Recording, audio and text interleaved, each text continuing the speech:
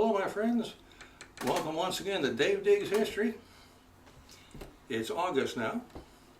Good to see you, hope that you're doing well. I hope that you have recovered from the 250th anniversary of our Declaration of Independence celebratory activities. It was, after all, 5 weeks ago. I think most of you would be recovered by now. And if some of you by any chance are not yet recovered, boy, did you have a rollicking whale of a good time. Thanks so much for inviting me. But now that it's all over, until some of you get well again, now that it's all over, now what? What are we going to do? Where are we going to go? What material are we going to discuss? Are we going to go down any rabbit holes? Yeah, I hope not. I hope not. But since it is all over with, isn't it?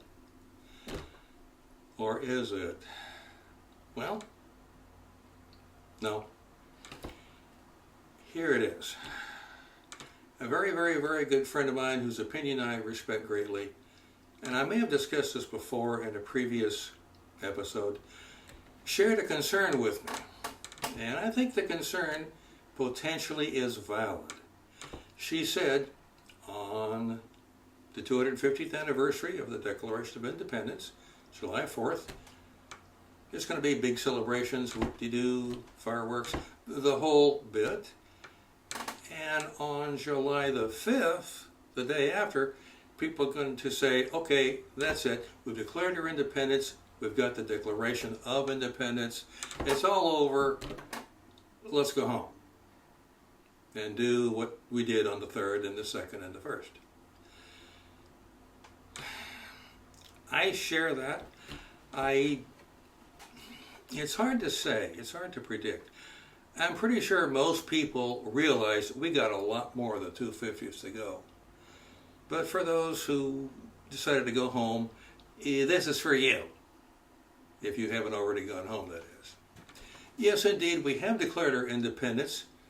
We've declared it. Do we have it?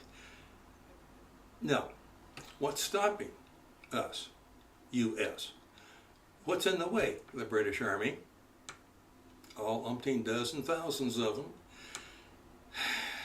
So we have to earn our freedom by fighting for it. There's a lot of the 250th anniversary yet to go, and a good deal of it involves war. For instance, this is August. August 250 years ago would be 1776. And in that month, after the Declaration is signed, we have the Battle of Long Island on the 27th. And right behind that comes the hanging of Lieutenant Nathan Hale of Connecticut. And after that, in December 1776, that's when Washington crosses the Delaware. It's this year, 76, in December. That has yet to happen, but it will. It'll be the 250th anniversary of that. And it's followed quite quickly in the same month with the Battle of Trenton, New Jersey. And that almost concludes all of 1776. There's a good deal more indeed, but I'm trying to keep this short and sweet. But after 1776 comes 1777. Is it still happening? Is there still war going? Yes. We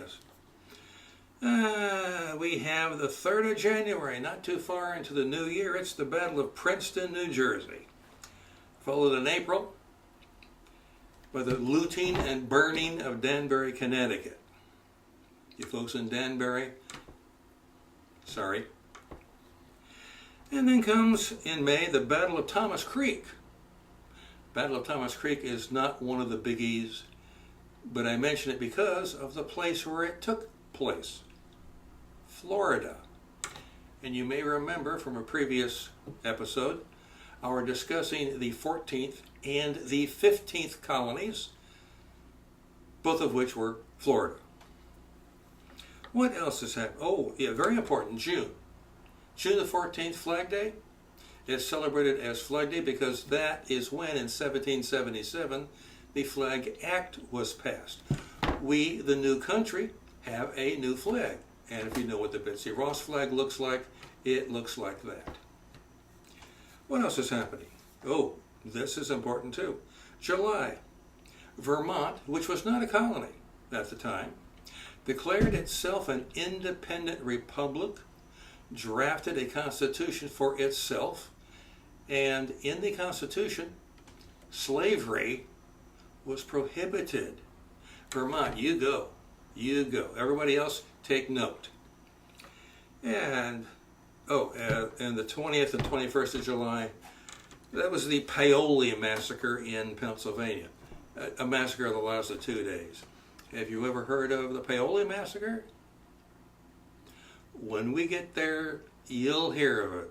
Oh, by the way, that's not the last massacre. You got a long way to go for the last massacre. What happens after that? September. September was not a good month in 1777 for us because our capital, Philadelphia, was captured by the British. Things are not looking very good right now for our side. And where else? Oh, yeah. But hopes abound because in October, British General John Burgoyne at Saratoga, the Battle of Saratoga, surrendered his whole army to American General Horatio Gates. The capture of Philadelphia was bad. Capture of a British army at Saratoga was good. We're still in the fight, and there's lots of fight left to go. So much for 1777. Again, plenty else happens, but I don't want to make a video lasting 3 days. 1778, in February, France enters the war on our side. And in July 1778, there's the Wyoming massacre in Pennsylvania. And when the time comes, we'll talk about that massacre too. This isn't going to be the last one. In May through December of the same year, 1778, George Rogers Clark is wreaking havoc upon British outposts in the Ohio country.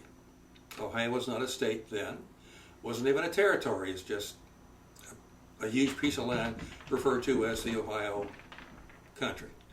Present-day Illinois and Indiana. And if you're wondering, George Rogers Clark, is that the same guy who went with, who was it, Meriwether Lewis? Same one. The Clark of the Lewis and Clark expedition is George Rogers Clark. This is him. 1779. Would it surprise you if I said more of the same? Looting, pillaging, barns are burned, homes are burned, cattle is confiscated, run off, people are hanged, mayhem. It's war. It's war. War is about fighting, fighting's about killing. But one thing that happens in our favor, 1779, Spain joins the war on our side. Followed by 1780. Would you be surprised to find more of the same? Whatever happened in 1779 and 8, and it's all over again. And the British captured Charleston this year, 1780. They captured that in May. And in October, there's another hanging. This time it's of Major John Andre, a British spy. We'll get there someday. And then 1781, at the risk of sounding redundant, more of the same. But, yeah, there's another massacre called the Long Run Massacre that happened in the Kentucky country. Kentucky's not a state at the time or even a full-fledged territory. It's just the Kentucky country. And yes, another massacre. But if you remember from your schooling, the Battle of Yorktown, September through October, 1781. That is when a combined American and French armed force, Army and with the help of the French Navy, take Yorktown and the surrender of General Cornwallis and his whole army in Virginia October 1781. And that's when it really ends. Don't you remember that from your studies? Yorktown came, Yorktown surrendered, they're all taken prisoner, they're all sent home. And then 2 years later is the Treaty of Paris, when this whole thing is concluded. Right? War's over. No more looting. No more killing. No more barns. Sorry. Too long. No, it's going to be more of the same. Why? If we've already signed a treaty, aren't we at peace? Peace. Isn't it about time? Oh, will you look at the time? I guess we're going to have to continue this another time. Thank you so very much for coming. I hope you're doing well. Appreciate you being here. Like and subscribe if you want to. And if you don't want to, like and subscribe anyway. It helps out the channel. Until our paths cross again, sometime after 1780, thereabouts, I have the honor to remain your most respectful and obedient servant, Dave Diggs. Coming to you from, and you've heard this before, a long time ago. Thank you once again. Thank you. And is there a picture of meat around here anywhere?